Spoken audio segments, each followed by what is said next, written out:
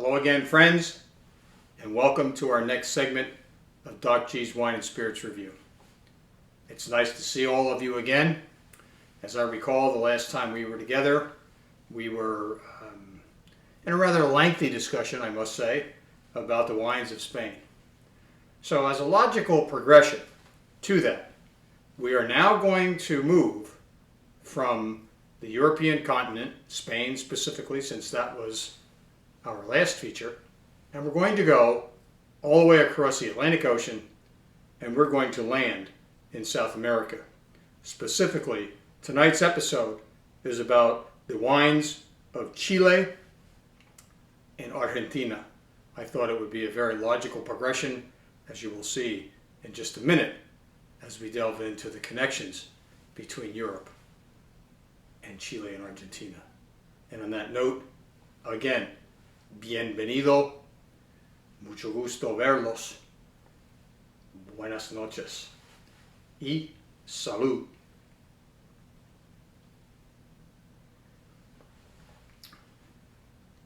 So, what I'd like to do for you tonight, the wine in that glass is very good, and it's on the table here now. Just a little foreshadowing. I'll get to that one in a few minutes. So, what I'd like to do for you as we outline the wines of Chile and Argentina.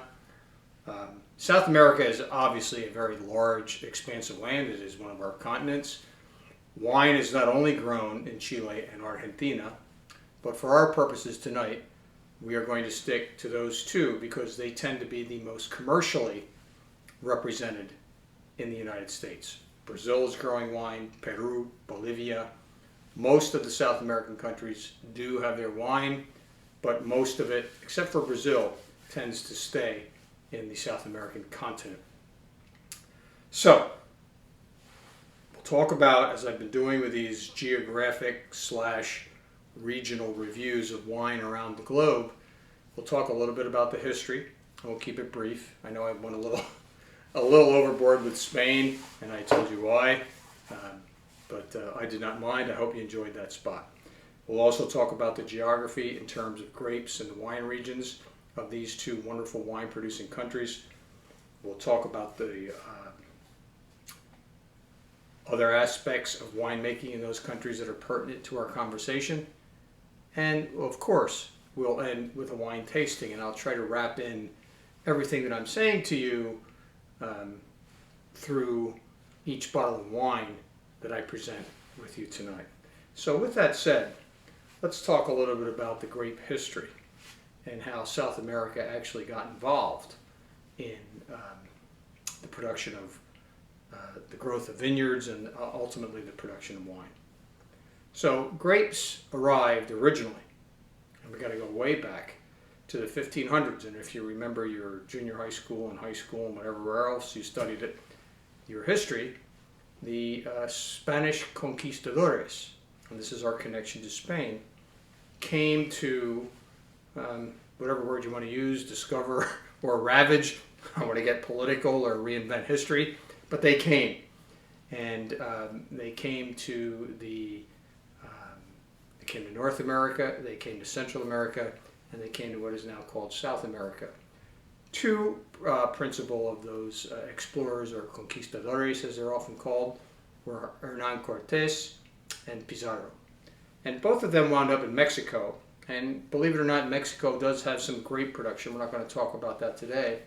But that's where it landed, and then all the way through the 1500s, they began to progress further and further south through Central America, down to South America. And believe it or not, the first record of growing grapes happened actually in Peru.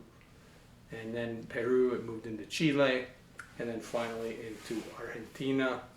And a lot of it was growing wine for the Catholic and Christian Mass. They actually needed wine for that. So if you remember, the conquistadores were conquering the new lands in el nombre de Dios, in the name of God. So it was a religious crusade, if anything. So wine played an important part of that crusade. So if you fast forward, winemaking from the 1500s up to about the 1800s, kind of because of geography and history and politics and whatever, kind of took a back seat, and the winemaking industry did not start to regrow, so to speak, no pun intended, in South America until the late 1800s, more likely around 1880, 1890. And what happened was phylloxera, if you've read anything about that, was what kind of wiped out the rootstock in France, and they were desperate. The French and the European continent was desperate to try to preserve their grapes. So they came to Chile. Some of the people in Chile also went to France in order to learn more about winemaking.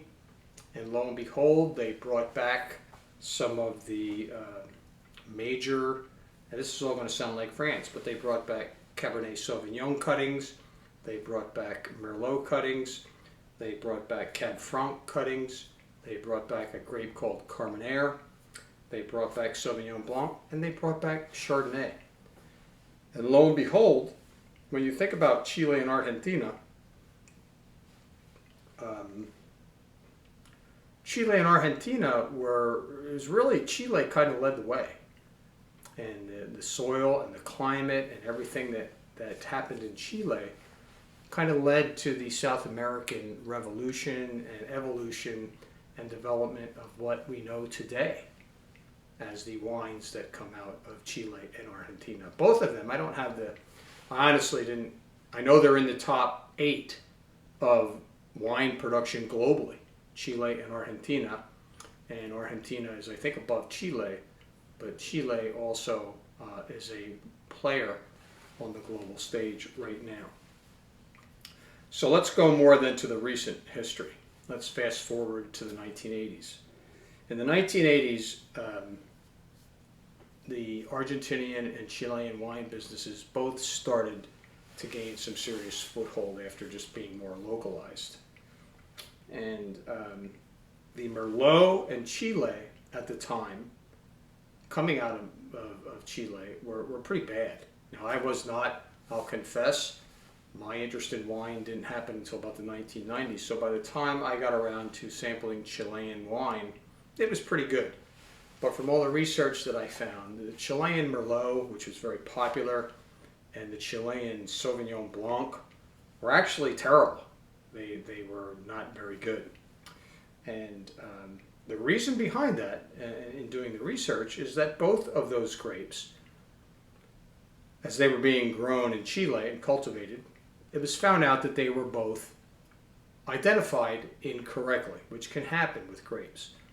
So the Sauvignon Blanc that turned out to be so bad was from an inferior grape called Sauvignon Vert, which is Sauvignon green.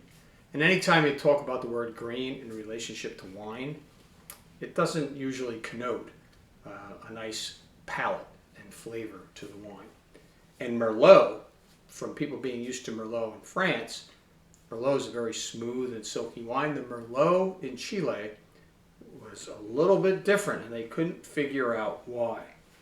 So basically what happened is that Merlot turned out to be, in Chile, a grape called Carmenere. And Carmenere has a totally different profile. Wonderful grape, which I'll share with you in a minute when we do our tasting. And it is now, since the 1980s and fast forward, it is now the signature red grape of Chile. So and you probably can't find a Carmenere, I mean, if you searched hard enough, but you will not really find in abundance Carmeneres from anywhere else in the world but Chile. It is now Chile's red wine grape. You can get some Carmenere in Washington State. There are people in Washington State doing some interesting things with grapes from all over the planet. But the principal place that you're going to find the abundance of Carmenere is Chile. So that kind of gives you a little bit of a summary of the history of Chile. I'll get to Argentina in a minute. I don't want to get too long-winded in the historical part because it really is tied to European history and immigration, so to speak. But the one thing I want to say before I move forward with our talking about each of these wine regions. One of the things that you'll find about Chilean, and more Chilean than Argentinian, but Chilean wine in particular, and I have some wines assembled here tonight that are from Chile and from Argentina. And you've heard me use the three letters QPR, quality price ratio. And one of the things that you'll find is you will not, and I've been drinking wine a long time, been doing a lot of wine research. In my humble opinion, there is no better quality price ratio than wines from Chile. So the next time you're in the wine and spirit shop, please don't pass up the Chilean and Argentinian shelves in the wine and spirit shop. Pennsylvania doesn't have a real great selection of them. Some of the specialty shops have a little bit more, but you'll find enough because they're all pretty damn good in terms of the money that you're going to put on the table. And when I get to each of these wines tonight, and some of the red ones that are behind me over here, I'll be happy to share with you exactly what I paid for them, and you'll be astonished. The array of wines tonight that I'm sharing, if you add them all up, is probably the cheapest array of all the wines, at least for the wine segments, that I've done since our first time last May. So let's have at it then in terms of Argentina. Now, Argentinian wine history is really not that much different than the Chilean wine history, except that there was more of an influence with the immigration. A lot of people immigrated to Argentina in the late 1880s, and lo and behold, the Italians, French, Germans to a certain extent, brought their winemaking with them. And so what you have in Argentina and Chile is really, and they call Argentina and this part of the world, now we're in the southern hemisphere, but it doesn't matter, these are considered New World wines. Old World wines are always considered wines from Europe. So we're in the southern hemisphere here now, where seasons are switched. It's now fall in the southern hemisphere. So they are in the middle of harvest in South America right now. And they're going to bottle their wines and put them in the bottle in what we call our summer, which we never do, in what is their winter. So they bottle their wines in June, July, and August, and then put them out sometime later in that year. So with that said, let's now focus. Let me take a little sip here, though. The smell here is incredible.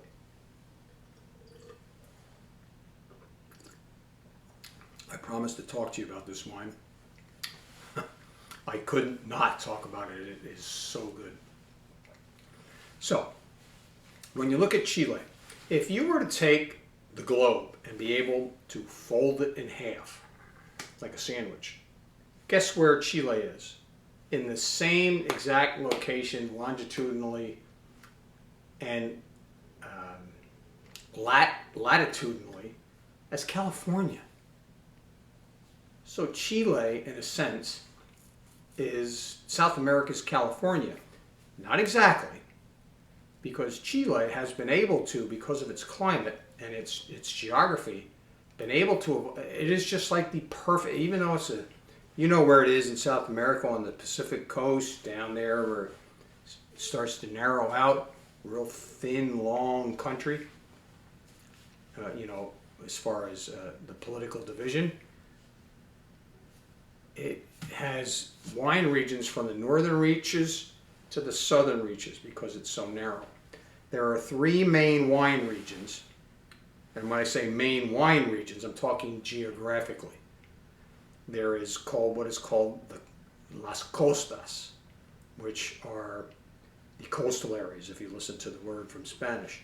They are the cooler coastal regions, and they produce a certain type of wine. And then you have what is called in Spanish, entre cordilleras, which means in between mountain ranges. which passes off the connotation. These are the warmer inland valleys, which are also around the world. Valleys are known. Sonoma, Napa Valley. Valleys are known for producing and having the proper climate to produce world-class wines. And then finally, you couldn't talk about Chile and then Argentina to a certain sense without talking about Los Andes. And these are the mountain vineyards. And mountains are fantastic locations for growing grapes. Love the hillsides. So if you break down Chile beyond those three wine regions, and I'm not going to go one by one. It's just going to bore you, and it'll go over your head. If you want to do some research, I'll put some posts up that'll give you a little bit more in depth if you're so inclined to be interested in that. But there are closer to about 20, give or take, smaller wine areas, like equivalent to like Napa, Sonoma, etc., in the country of Chile. Just to name a few, which I'll feature some wines from them. Places called Colchuga, places called Maipo, places called Maule, Bio Bio. There are so many. I don't have them all memorized, but I also don't want to go reading you a list of these 20 wine valleys that are in Chile. Suffice it to say, there's some wineries on the coast, there's some wineries inland, and then as you go up into the mountains, there are wineries and they all produce a different slant, so there's no pun intended, on the grapes that go into the bottle. So what are the grapes that you can expect to find from Chile? I'll be honest with you, if you came into this conversation late, it's going to sound like these are the same grapes from France. Chardonnay is actually very good from Chile. It's a different style. Sauvignon Blanc, now they've fixed that problem. Very good from Chile and inexpensive.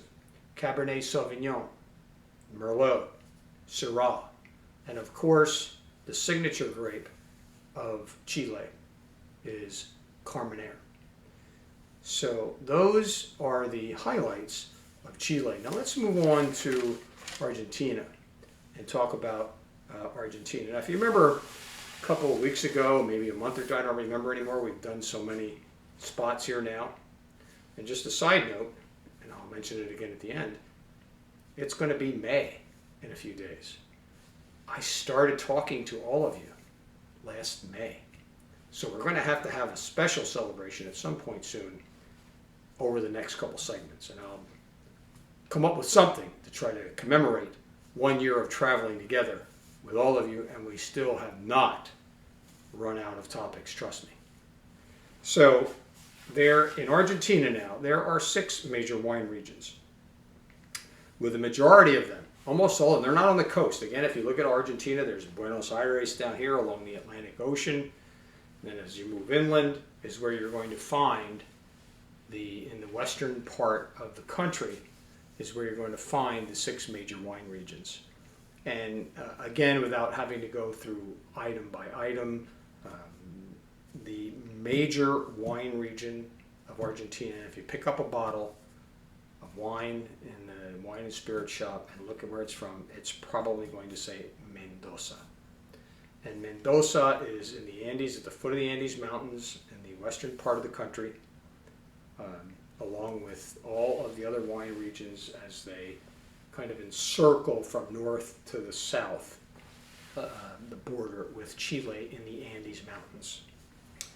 So the prominent grapes that you're going to come out of Argentina with, and it's known as the land of Malbec. Malbec didn't start in Argentina. If you remember from our Malbec spot, Malbec is a grape that started and was brought from France. It's called Cahors. But Cahors and Malbec are different wines. I mean, DNA-wise, they're the same grape, but remember, the grape is influenced by the soil in which it's grown, by the climate in which it is nurtured, and by the winemakers that put it together. So Malbec and Cahors, while they are DNA-wise the same, they are going to present a little bit of a different profile as you sip on them and have them with whatever food you choose to have them with. Cabernet Sauvignon is very important in Argentina. Again, remember the immigration to Argentina of the Europeans. Cab Franc does very well in Argentina. There's a grape called Bonarda, which does well in Argentina. There was some confusion about Bonarda being possibly Charbono, which is also a grape called Douce Noir, one of my favorite reds that is kind of off the beaten path. It's grown in California. It's not grown a lot. But some of the wine experts, they have their DNA arguments, and some say Bonarda is not exactly Douce Noir, and Douce Noir is not Bonarda. It doesn't matter. Bonarda is a very, very good grape. You'll see it a lot out of Argentina, and you also see it blended with Malbec. I just had it out, my Malbec Bonarda blend the other night, and it was fantastic. Another $12, $13 bottle of wine. In terms of the whites, Chardonnay does well in Argentina, and so does this grape called Torrontés. And I'm going to talk about this when we get to our wine tasting. So, and that comes from the region of Salta, which is in the northwest, I want to say corner, but the northwesternmost region of Spain, or excuse me, the northwesternmost region of Argentina. So that kind of rounds out the history, the geography, the bigger picture of this great southern hemisphere wine producing continent, and specifically the two countries of Chile and Argentina. So with that said, let's now begin our tasting. So let me open up with the one that's in the glass here. The first wine that I want to sample for you is the Zuccardi. And I honestly don't remember, I may have done this one with you. It is called Torrontés. It is a cross between a grape called Criolla and Moscatel. And the Moscatel, if you know anything about Moscatel, it has that aromatic nature. It smells sweet, and as soon as you drink it, it plays a trick on your brain and your palate. So this is from the Zuccardi family. This one, remember, quality point price ratio, $10. 10. Tastes like it should be 20. Zuccardi Torrontés from Salta in Argentina. It demonstrates the richness and diversity of Argentina's many microclimates and soils, and it has enticing aromas and hints of white flowers, pears, oranges, and passion fruit. It is refreshing with great persistence and a delicate finish. No debate for me. It is buonissimo. A wine. I'm telling you, I just got this. I live in the Exeter area. This is on the shelves as a Chairman's Select. It's all over the country. It's probably all over the country. It's all over the state for sure. Zuccardi Torrontés. And I would tell you, if you can find some other Argentinian Torrontés, snap it up, because it is a fantastic sipping wine, and I can't do a spot without saying it goes well with a glass, and it's really making this glass even better.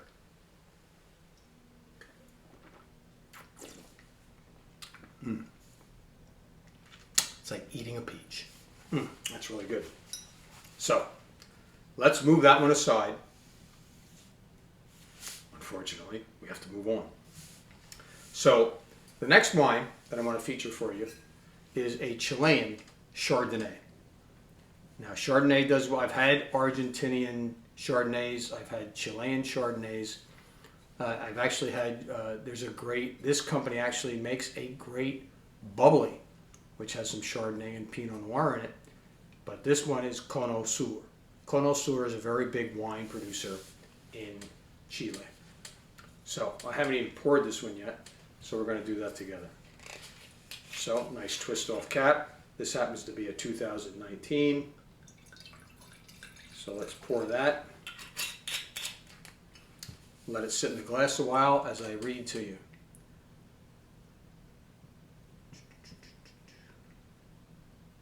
It says, enjoy this bright wine of delicate yellow color with golden tints, which then, if it's golden, means it's probably been oaked. Citric aromas with notes of pineapple and honeydew melon, which means it's probably been through a little bit of malolactic fermentation as well. This is buttery.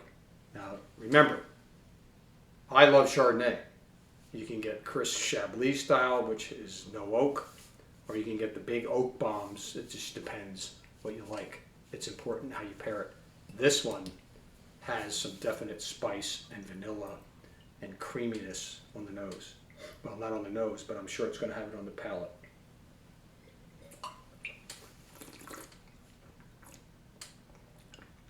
Oh. Tropical fruit bomb. Guess how much? $8.99.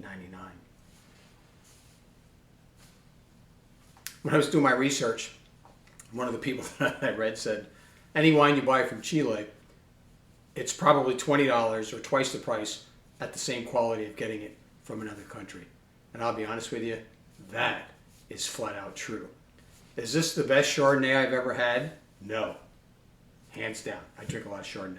But guess what? It might be the best $8.99 Chardonnay I've ever had. Think about that. Take a wine, take a bottle to a friend, to a party. You have to tell them how much it costs. Lay this on them and they'll go, wow, you know something about wine. And guess what? You wouldn't be wrong because you learned it here from me. And I know what I'm talking about. So this, $8.99.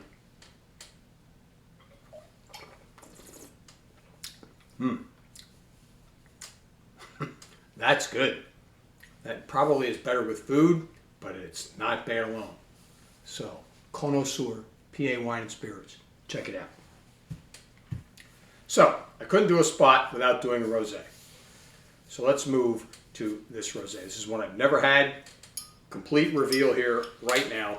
I have no idea what this one's going to taste like, but it cost me $10.99. So I figured I'd try it.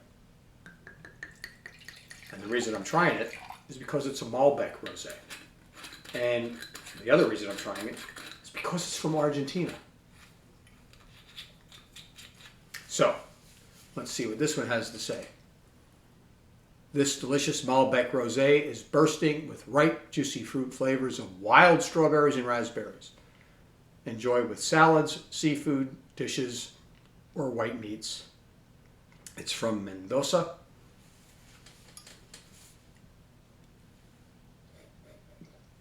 Very subtle.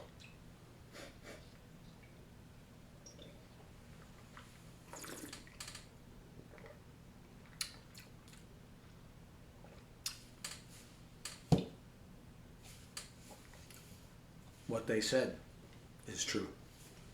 That's a very good rosé for a nice summer day, a day with friends, a nice salad, or just sitting lounging somewhere on a blanket or on a chair in the sun, with a friend or on your own, contemplating life in general.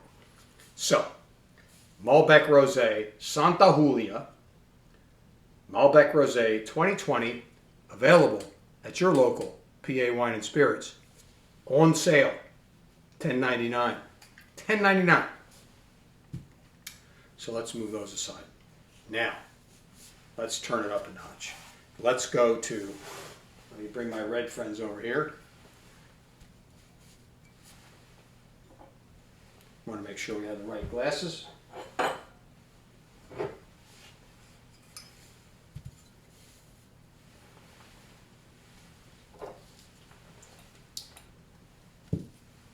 There's only one here we're not drinking tonight, but I just wanted to bring it out because it's important to me. So let's start off with our reds. from South America. And without further ado, let's go to the signature grape of Chile called Carmenere. Now, is this the best Carmenere I've ever had? No. But I wanted to try to find one that I knew you could get. I have one in my collection that I know you can't get, so I didn't feel like teasing you tonight with that. So this one is called Route 1 Carmenere 2019. This is from Colchuga Valley in Chile. $10.99. It's been in this glass a while. Let's read again like we did. It says on the back of the bottle, blackberries, plums, cherries, and warm spice with smooth and balanced vanilla notes. Can you find anything wrong with that? I can't. Very spicy on the nose.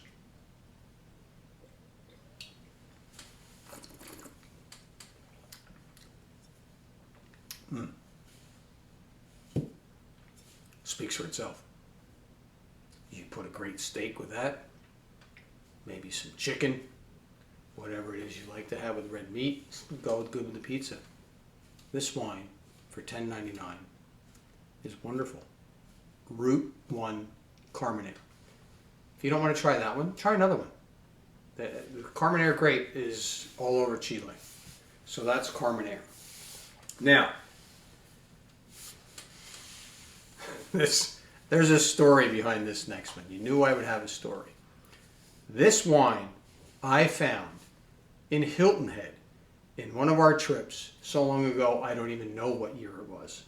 Sometime after 1990 something. I know that. We used to call this the wine in a sack. Look at this. It's just a burlap sack wrapped around a green wine bottle. The thing that always struck me about it, excuse me, back in the day when we bought it, it was like $6.99 a bottle, and I'm going like, okay, let's give that a shot. So we did, and guess what? It is. I would have paid 3 times that for this bottle of wine, and they're still producing it. So let's talk about this. This is a Chilean Cabernet Sauvignon. You won't find this in PA. You got to go to Delaware to get it. Sorry. Total Wine still has it. It is Vino de Azaguirre. You can hone in on that label. And it is a rich, delicious Cabernet Sauvignon. Fresh cherry and dried plum with notes of dark chocolate and mint. And this is another wine from the Colchuga Valley in Chile, where they do Cabernet Sauvignon. I've been drinking. This is one of the wines that I have been drinking for the longest time in terms of my wine drinking experience, and it is right here in this glass. Honestly, there's only a little bit of this left. I had it with dinner tonight, and I paired it with a wonderful filet mignon, and it was the bomb. Right now, I'm going to pair it with this glass and tell you all about it.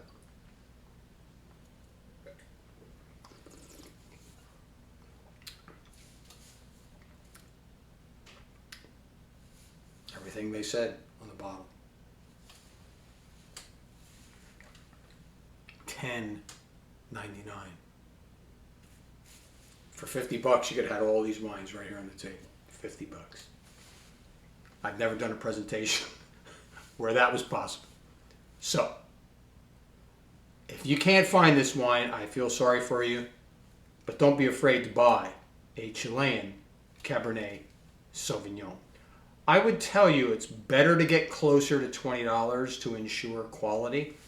I just happen to be lucky because I know good wines from Chile, and this one does not cost that much. If I could recommend this one to you from PA Wine and Spirits, I certainly would, but I can't. You'll never find this one in Pennsylvania. I never did, I never have, and I'm not expecting to. So this is a wine that I have to go search for. So finally, love this wine. One time, I was so intrigued by the fact that this wine was wrapped in this burlap sack that I took a pair of scissors and I cut it off. Very disappointed. Under it was just a green wine bottle. And so finally, my friends, we're going to end with the wine of Argentina.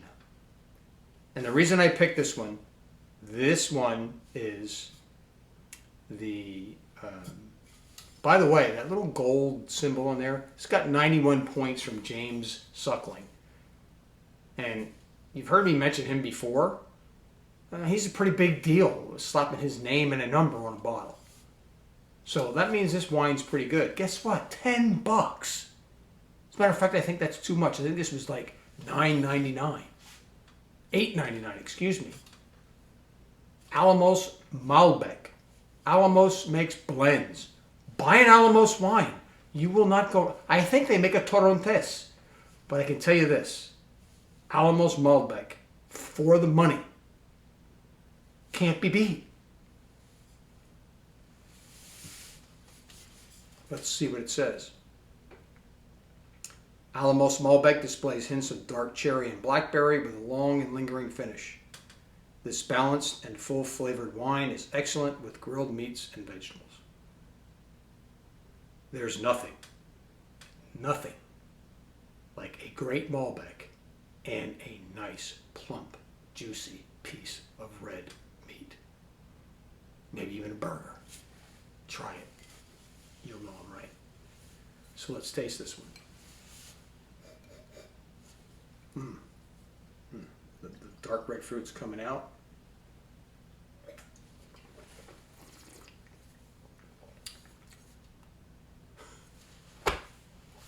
What a way to end. I'm sorry, that was the best of all the red wines we just sampled tonight. What a wonderful wine for, doesn't matter the price, let's just say $10. One little $10 bill. You got yourself a party in a glass and a wonderful pairing, and you can impress your friends. So, mis amigos, gracias. Thank you for joining me tonight, and I look forward to seeing you all as we lead up to our 1-year anniversary of talking about wine and spirits here on Doc G's Wine and Spirits Review. Loving it all the time. Glad for your presence and your attention. And until I see you again, salud.